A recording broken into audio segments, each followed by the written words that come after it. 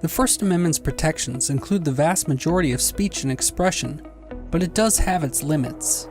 These limits have been carefully honed over decades of case law into a handful of narrow categories of speech that the First Amendment does not protect. Because of this winding legal landscape, there are many misconceptions as to what actually constitutes unprotected speech. Whether you choose to be politically active on campus, or just want to try your hand at stand-up comedy at an open mic night, it's important to have an understanding of where the courts draw the line between protected and unprotected speech.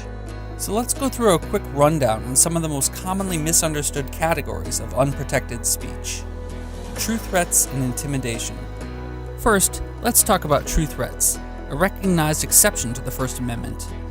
In the 2003 decision, Virginia v. Black, the Supreme Court of the United States defined true threats as statements where the speaker means to communicate a serious expression of an intent to commit an act of unlawful violence to a particular individual or group of individuals. The court also held that speech becomes unprotected intimidation when it is a type of true threat where a speaker directs a threat to a person or group of persons with the intent of placing the victim in fear of bodily harm or death. These definitions place emphasis on the actual intent and seriousness of the threat. This allows the authorities to take things like bomb threats seriously, while also stopping the government from punishing clearly hyperbolic expression, such as the infamous photo of Kathy Griffin holding a depiction of Donald Trump's head, or a gamer yelling, "I'll kill you," at another Fortnite player. It's important to keep in mind that these definitions envision speech or conduct aimed at a specific individual or set of individuals.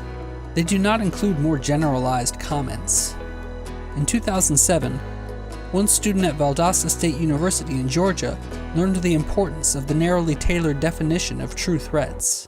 Student Hayden Barnes chose to protest VSU President Ronald Zakari's plan to use $30 million in student fees to construct 2 parking garages on campus. He did so by emailing campus leaders with his environmental concerns and posting a satirical collage on Facebook.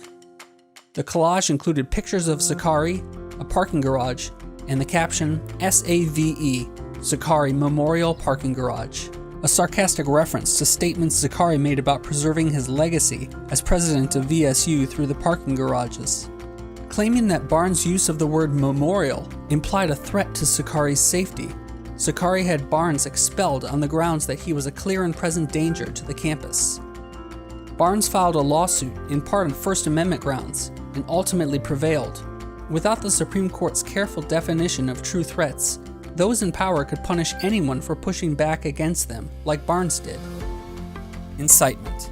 Speech also becomes unprotected when it is used to promote imminent violent or lawless action. This exception, also known as incitement, originated from a 1969 case called Brandenburg v. Ohio.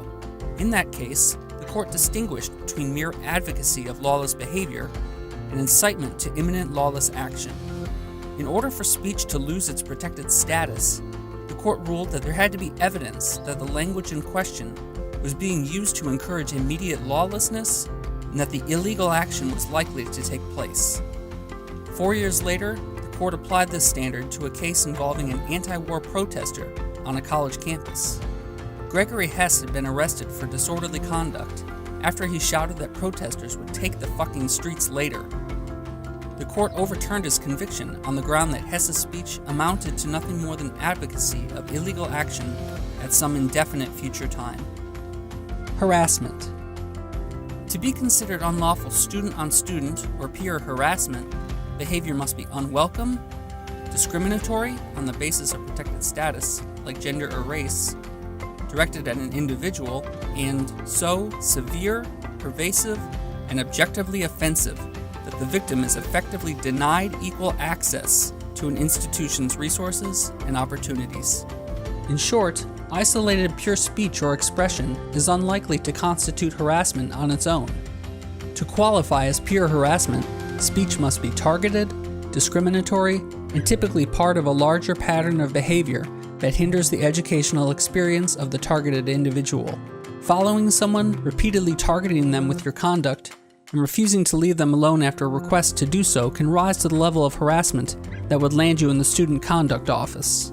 Let's look at a case where a student was improperly charged with harassment by their university. Back in 2014, at the University of Oregon, a student was hanging out in her friend's dorm when she looked out of a window and spotted two strangers, a male and female student, walking together. She proceeded to shout, "I hit it first," out the window at them in jest. Despite apologizing to the students when they confronted her about the joke, she was charged by the university with harassment, disruption, and disorderly conduct. Knowing her rights, this student pushed back against the university, and the charges were ultimately dropped. Her speech may not have been the height of comedy, but it was absolutely not punishable by the university, consistent with the First Amendment. If she had followed the other students to class and continued to yell at them, and if she had specifically targeted them for their identities, her speech might have crossed the line into harassment. But this isolated comment did not meet the Supreme Court standard for peer harassment. Unlawful conduct.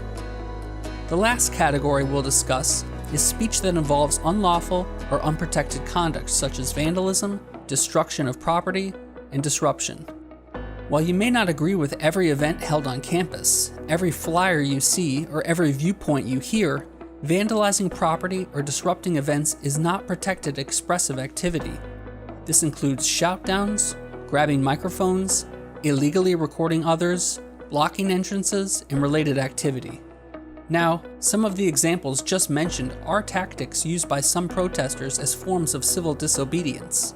While civil disobedience can be a vehicle for change, you should remember that civil disobedience is, by definition, not protected speech or activity, and that participating in such activity can lawfully result in punishment. Knowing the law, and in particular, knowing the limits to your First Amendment rights, is important before thinking about taking such actions. The First Amendment has been held to allow you to wear a jacket that says "fuck the draft" in a public courthouse, yell "we'll take the fucking streets later" during a protest, and burn the American flag in protest. You can even call for the overthrow of the United States government. But the university administration has the ability to apply reasonable time, place, and manner restrictions. These restrictions apply narrow limits to when, where, and how a student may present a message. For example, while it may be permissible to shout "Stop the war" or "Support our troops" at noon in an open space on campus, the administration has the right to prevent the same speech from being delivered at the same decibel level in the hall of a dormitory at 3 a.m. or right outside of a classroom window, disrupting a class. It's important to understand that time, place, and manner restrictions are valid if they're reasonable. However, the First Amendment does not permit targeting the actual content of speech in most instances. The goal of the university is the pursuit of knowledge, so it has a moral obligation to maintain an environment free of harassment and substantial disruption to the educational experience. If you encounter speech that sets off some red flags for you, but you're not necessarily sure if it crosses the line into any unprotected categories, consider reaching out to the Dean of Students or Public Safety. It doesn't hurt to ask. Your own voice is your most powerful tool when advocating for yourself, your fellow students, and your causes. If you see behavior that rubs you the wrong way, write an op-ed for your student newspaper, organize a protest, or join student groups that encourage the kind of behavior you want to be around. Be proactive in creating the college community you want to be part of.